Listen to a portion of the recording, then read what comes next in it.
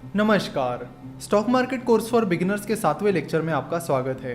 तो general consultancy ने stock market के जरिए पैसे तो उठा लिए, पर अगर आपको जनरल कंसल्टेंसी में इन्वेस्ट करना है तो उसके लिए आपको क्या करना होगा, इसे हम आज समझने वाले हैं। तो स्टॉक मार्केट में शेयर बाय या सेल करने के लिए सबसे पहले आपको स्टॉक मार्केट की टाइमिंग समझनी होगी कि स्टॉक मार्केट की टाइमिंग क्या है। स्टॉक मार्केट का जो नॉर्मल ट्रेडिंग सेशन होता है वो सुबह 9:15 बजे से दोपहर के 3:30 बजे तक चलता है। यानी स्टॉक मार्केट के नॉर्मल ट्रेडिंग सेशन में आप सुबह 9:15 बजे से दोपहर के 3:30 बजे तक शेयर्स बाय और सेल कर सकते हो।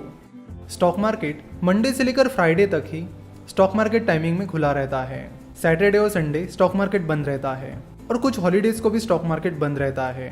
अगर आपको स्टॉक मार्केट हॉलीडेज की लिस्ट देखनी है और पता करना है कि सैटरडे संडे छोड़कर कौन कौन से दिन स्टॉक मार्केट बंद रहेगा, तो उसके लिए आप हमारी वेबसाइट www.finnovations.com पर जाकर यहाँ नीचे हॉलीडेज पर क्लिक कर सकते हो, जिसके बाद आपको स्टॉक मार्केट हॉलीडेज की लिस्ट मिल जाएगी। तो आप देख सकते हो कि 2019 इस कैलेंडर ईयर में कौन कौन से दिन स्टॉक मार्केट हॉलीडे रहे हैं। तो 2019 में Mahashivratri, Holi, Mahavir Jayanti, Good Friday, Maharashtra Day, Ramzan Eid, Bakri Eid, Independence Day, Ganesh Chaturthi, Muharram, Mahatma Gandhi Jayanti, Dussehra, Diwali, Bali Pratipada, Guru Nanak जयंती और क्रिसमस। इन दिन स्टॉक मार्केट बंद रहेगा। दिवाली में जिस दिन लक्ष्मी पूजन होता है उस दिन स्टॉक एक्सचेंजेस एक स्पेशल ट्रेडिंग सेशन ऑर्गेनाइज करते हैं, जिसे मुहूर्त ट्रेडिंग कहते हैं।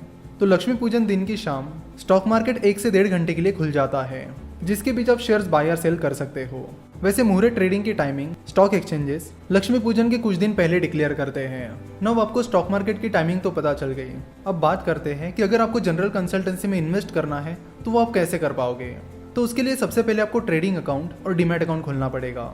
स्टॉक मार्केट में इन्वेस्ट करने के लिए ट्रेडिंग अकाउंट और डीमैट अकाउंट कंपलसरी होते हैं, उनके बिना आप स्टॉक मार्केट में इन्वेस्ट नहीं कर सकते। तो चलो देखते हैं कि ये ट्रेडिंग अकाउंट और डीमैट अकाउंट क्या होता है। बेसिकली हम जो शेयर्स बाय और सेल करते हैं उन्हें ट्रेडिंग अकाउंट के जरिए बाय और सेल किया जाता है, और फिर वो जो बाय किए हुए शेयर्स हैं उन्हें डीमैट अकाउंट में रखा जाता है। चलो तो देखते हैं कि प्रोसेस कैसे काम करती है। सबसे पहले आपको अपने ट्रेडिंग अकाउंट को अपने बैंक अकाउंट से लिंक करना होता है। मान लीजिए कि आपको 10,000 रुपीज़ स्टॉक मार्केट में इन्वेस्ट करने हैं, तो पहले आपको 10,000 रुपीज़ अपने बैंक में से अपने ट्रेडिंग अकाउंट में ट्रांसफर करने होंगे।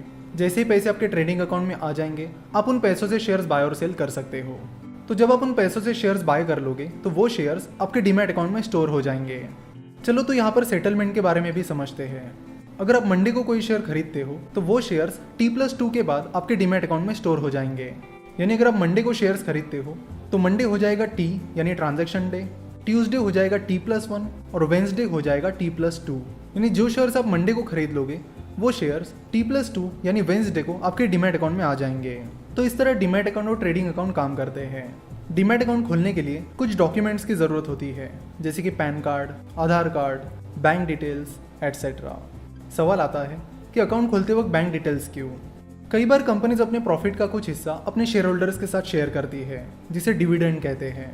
यानी अगर आप जनरल कंसल्टेंसी के शेयर खरीद लेते हो और कुछ टाइम बाद जनरल कंसल्टेंसी शेयर होल्डर्स को डिविडेंड डिक्लेयर करती है, यानी अपने प्रॉफिट का कुछ हिस्सा अपने शेयर होल्डर्स के साथ शेयर करती है, तो वो डिविडेंड सीधे आपके बैंक अकाउंट में ट्रांसफर किया जाएगा। तो ये मेन रीजन है कि आपके बैंक डिटेल्स लिए जाते हैं। साथ ही आपका बैंक अकाउंट आपके ट्रेडिंग अकाउंट से इसलिए लिंक किया जाता है ताकि आप आसानी से अपने बैंक अकाउंट से अपने ट्रेडिंग अकाउंट में पैसे ट्रांसफर कर सको। तो सवाल ये आता है कि डीमैट अकाउंट कहाँ पर खोले। डीमैट अकाउंट खोलने के लिए आपको ब्रोकरेज फर्म्स के पास जाना होता है। इंडिया में 300 से भी ज़्यादा स्टॉक ब्रोकरेज फर्म्स हैं, इसलिए पहली दिक्कत यही आती है कि डीमैट अकाउंट कहाँ पर खोलें, क्योंकि अलग अलग टाइप्स के ब्रोकरेज फर्म्स होते हैं, उसमें भी उनके ब्रोकरेज चार्जेस अलग होते हैं और बाकी चार्जेस अलग अलग होते हैं। उनकी टेक्नोलॉजी अलग अलग होती है, उनकी सर्विसेज अलग होती है। तो हर ब्रोकरेज फर्म्स के अपने अपने कुछ पॉजिटिव पॉइंट्स होते हैं तो कुछ नेगेटिव पॉइंट्स होते हैं, और आपको ऐसे ब्रोकरेज फर्म्स के पास अकाउंट ओपन करना होता है जहाँ पर आपकी रिक्वायरमेंट फुलफिल होती हो।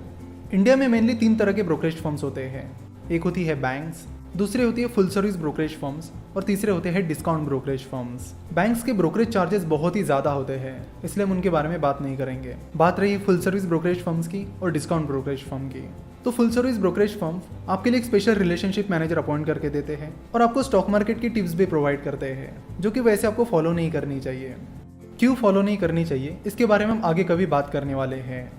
तो फुल सर्विस ब्रोकरेज फर्म्स का मेन फायदा ये होता है कि वो आपके लिए एक रिलेशनशिप मैनेजर अपॉइंट करके देते हैं, सो दैट अगर कभी आपको दिक्कत होती है तो आप तुरंत उन्हें कांटेक्ट करके अपने इश्यूज सॉल्व कर सकते हो।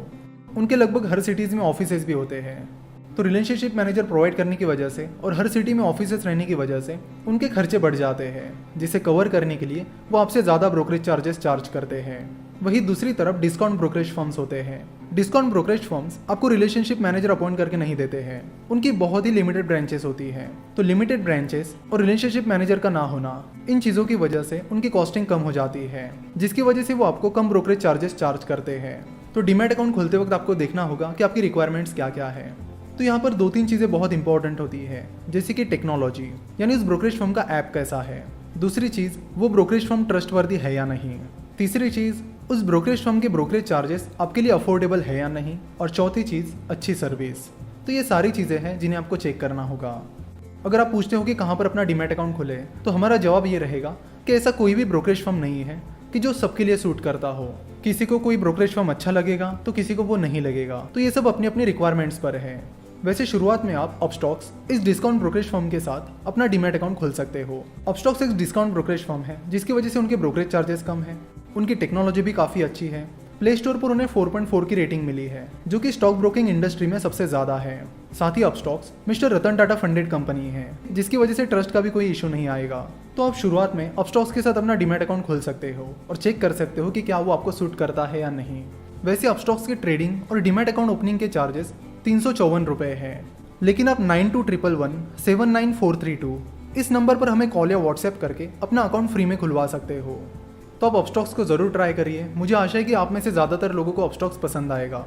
अगर आपको नहीं आता है तो देन यू कैन स्विच, क्योंकि कोई भी ऐसा एक ब्रोकरेज फर्म नहीं है जो सबको सूट करे।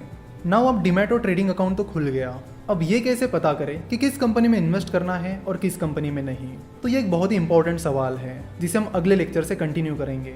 तो यहाँ तक तो हमने बेसिक के बारे में समझा। अगले लेक्चर से हम थोड़े एडवांस लेवल पर आ जाएंगे। आशा करता हूँ कि आपको आज का ये लेक्चर पसंद आया होगा। स्टॉक मार्केट के बारे में और जानकारी के लिए आप हमारी वेबसाइट www.finnovations.com विजिट कर सकते हो। हमसे जुड़े रहने के लिए आप हमें फेसबुक, ट्विटर और इंस्टाग्राम पर फॉलो कर सकते हो। हमारे साथ जुड़े रहने के लिए आपका बहुत बहुत धन्यवाद।